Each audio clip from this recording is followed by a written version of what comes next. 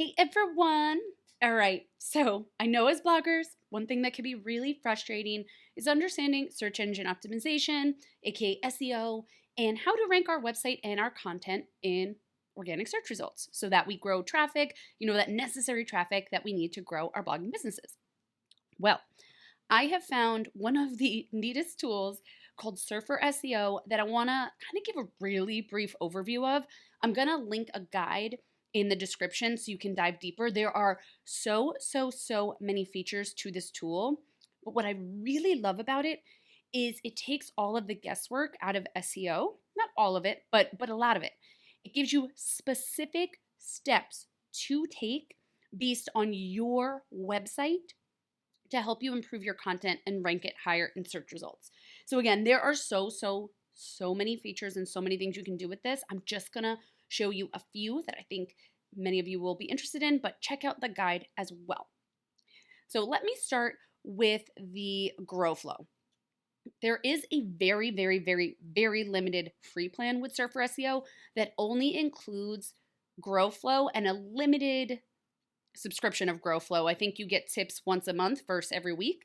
But basically, it looks at your specific website and will tell you tasks to do to help you improve your SEO. And there's little videos to help you through this, but it'll tell you where you can add missing keywords. So here's some. I had even more suggestions. I'm on the Pro plan, so it gives me weekly tips. I did a bunch of my tips already. You click into the article and it'll tell you what to add, and then you can mark it as done.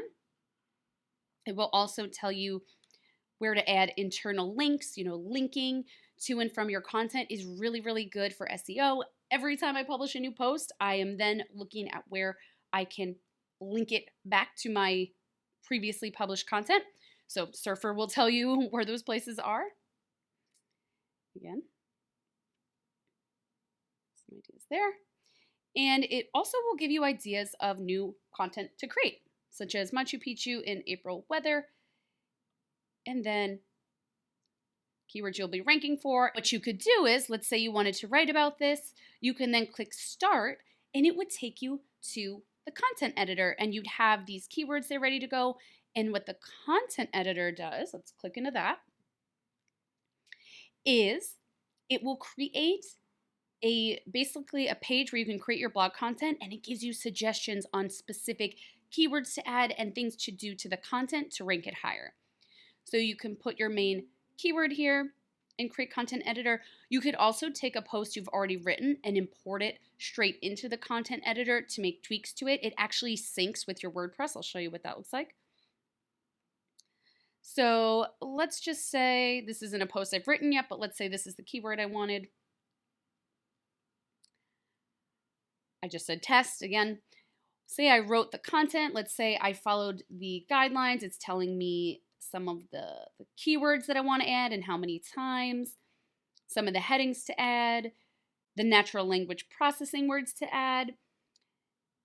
Gives you a little outline of different titles and headings from first page results that you can look at. Gives you a little brief. You can look at your competitors here. But it gives you some suggestions. You could write the content right here and then export it to WordPress. The really neat thing with this is if you have writers or someone who's writing a guest post for you, you could share this with them and they could edit right in here, and then you could export it right to WordPress and the article will look like this. They also have, you can, when you're uploading images, you can upload your own files, or you can add right from Pixabay. I wanted that one. And there you go. Now, I have to say, my favorite tool in this is the audit tool. So what you could do here is you could paste the URL of a page on your site that you would like to audit, and you could put your main keywords here.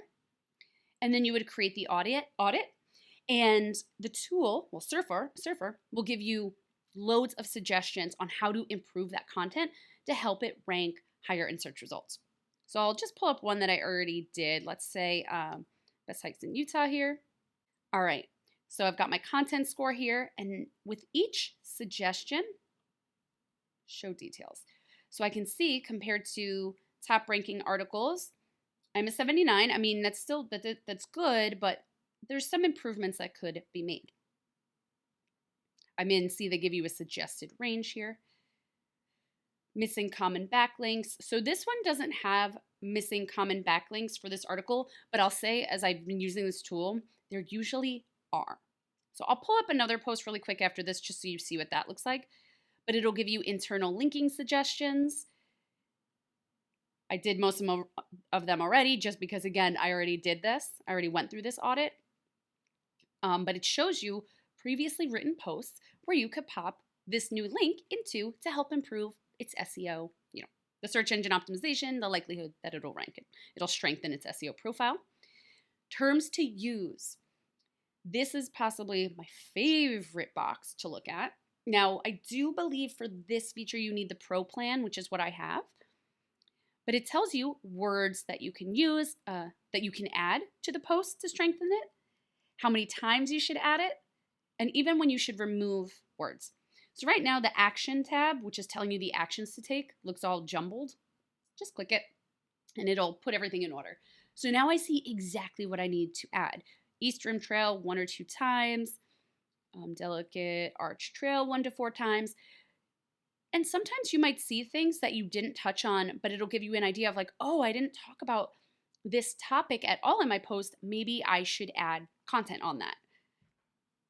Now, I always say, updating your old posts is so important. So many times as bloggers, we think about creating new content, which is important, but your old posts or updating your old posts to improve their SEO can give you a really nice boost in traffic. And it's also quicker to update your old posts.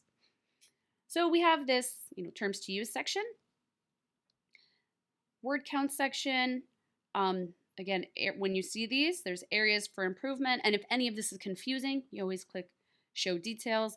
It's basically saying that I should add about 2 to 195 words in my headings. I have 177 words in my headings, while the suggested range is 179 to 372. So these are the types of tweaks it's going to tell you to make to your content. It's really, really clear and step by step. Exact keywords. So I have some room for improvement here. Partial keywords, it's letting me know here, consider removing some of the partial keywords that I put per 100 words from the body of my article. Maybe I went a little overboard there. It'll say, if you should add more images. And it's looking at, again, it's looking at your page and comparing it to what is already ranking. We always want to look at what's ranking and create something that's not only just as good, but even better. But this will give you so much information on how to get there. Title and meta description. And then this is more kind of page speed things that I could improve. Now, as you make these updates, what's neat is you can also keep refreshing the page. So say my score started at like a 60, I'll keep making improvements, refresh, and it'll get higher and higher. Let me just do one more in the audit just so you can see that common missing backlinks section. I think this one had some. So common backlinks are domains that are linking to at least 3 competitors from the top 20. So you want to try to get a backlink from them, basically. So you can look at that as well. Now, there are a bunch of other sections that I will show you. There is this keyword research tab, so you can actually do keyword research in SERP SEO. You can put the keyword that you want to optimize for and then do the research. Now I'm just going to go into one I've already done. You can sort by different things, most relevant, the search volume, the keyword difficulty. You can filter by these different things. Intent is one to pay attention to. You always want to make sure that your blog post intent matches the search intent. And one good way to do that also is to look at what's ranking on the first page and see if it has the same intent as what you are trying to create. But you can filter based on the intent you're going for. You can filter these keyword clusters. So SERP does the keyword research in clusters because when you're writing an article, you're not just trying to rank for that one keyword. You want to rank for the different variations of that keyword. You also want to rank for supporting keywords. But anyway, it'll take a keyword and it'll put a cluster there so that you can then, let's say you wanted to do, let's say best day packs for women. You would be able to look at these. You could toggle the ones you want. Gives you some more information here. But you could open this cluster in the content editor and you'll be ready to go with Surfer giving you suggestions for this cluster of keywords. The other cool thing here is you can get ideas for other articles to write that will easily interlink with each other with these clusters. So if we wrote, best day packs for women, maybe then you do one on waterproof hiking backpacks, maybe then you write an article on hiking shoes. And these are all unique topics, but they're all relevant. And you can create that content spiderweb on your site that's really good for SEO. Okay. Did Grow Flow, we did keyword research, content editor audit, the domain planner. This is pretty cool. So you would put your domain here, create domain planner. I'm just going to open the one I already did. And you'll be able to get suggestions on how to optimize the content you've already created. Now, there are a bunch of different ways to filter this. I haven't really played around with this so much, but I have been doing the low-hanging fruit filter. Get some low-hanging fruit. And I can click into an article. It'll give me information about it, but it'll also give me some ideas of what to add to my content. So I haven't, like I just said, I haven't used that feature extensively. I have gone in and made some of the changes, and it's so simple to just click into these different articles and make these quick suggestions. And again, they're based on your specific domain. So I really love that. And again, you have these different filtering options to change kind of the way it is showing up for you here. Now, there is also the SERP Analyzer. For anyone who's not familiar with the word SERP, it is Search Engine Results Pages. And what this tool does is it basically breaks down on-page SEO factors and how they correlate to the positions in search results for a specific keyword. So what does that mean? Let's look at it. You would be able to add keywords or a keyword here and then create the analysis. You can change the location that you're targeting. I always target the US. That's where my audience is based. That's the audience I'm targeting. But I'm just going to go into one I already created. I recently wrote an article on this topic, but I just published it. So it's not ranking super well yet. You could do this analysis for an article you haven't written yet, or you could look at one that you have to get ideas of how you can make improvements. So let's just look at one I already wrote. This graph for this keyword is showing you the different on-page SEO factors based on the positions. So right now, word count is toggled. That's what it's showing. But you could change what's toggled on the side here. The more filled out this graph is, the more you're going to want to focus on that factor. And you can do multiple factors at a time. Again, if Surfer has so many of these helpful little things, if you're not sure what something is, you can just toggle or hover on the question mark to see what it means. There are so many factors because look, if you go into different things, more stuff comes up. Backlinks, so many different things. But what's neat, so you can look at how first page results and even beyond, all the way up to result 48, how they look when it comes to these factors. So let's look at a different one just to show you how it changes. Characters. How many characters in the body of the article? Well, results 1 through 10 tend to have about 14,922. Now, where does your article come in? Well, if you've already published it, which I have, and I actually already did this, so you'd be able to put your website link here. Mine's already there because, again, I already did this.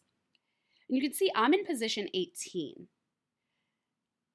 You're going to see different scores for the first page results and even beyond the first page. We're going to see different scores for these articles. This is the content score. It's a number between 1 and 100 that grades content quality and relevancy. And then reflects the strength of a page's backlink profile. So I'm a 78 and a 6. As I make improvements to my article based on what I see on this page, based on what I saw in the audit here, I could audit this article and make those changes. I could refresh this and keep monitoring how it is improving or how it's not improving, and then thinking about other improvements I can make. What I love too is you can show it on the chart. So when I do that, I can see how my article compares to, the first page results, the second page results, etc. So I had about, just say 25,000 characters compared to 15,000 characters. So you can compare your article to the other articles that are ranking in Google search and make changes based on that. Again, my absolute favorite tool of this whole thing is definitely the audit tab. But yeah, so many different features. I'm going to link a guide with this video to help you dive in even more. Oh, and I want to mention really quick in this too, there's these different tabs that you can click into for more information on changes that you can make to your article, questions that you might want to address in the article, etc. So you can play around with that. Again, I'm going to link a guide with this so you can dive in even further. This was just meant to be a super, super, super quick overview.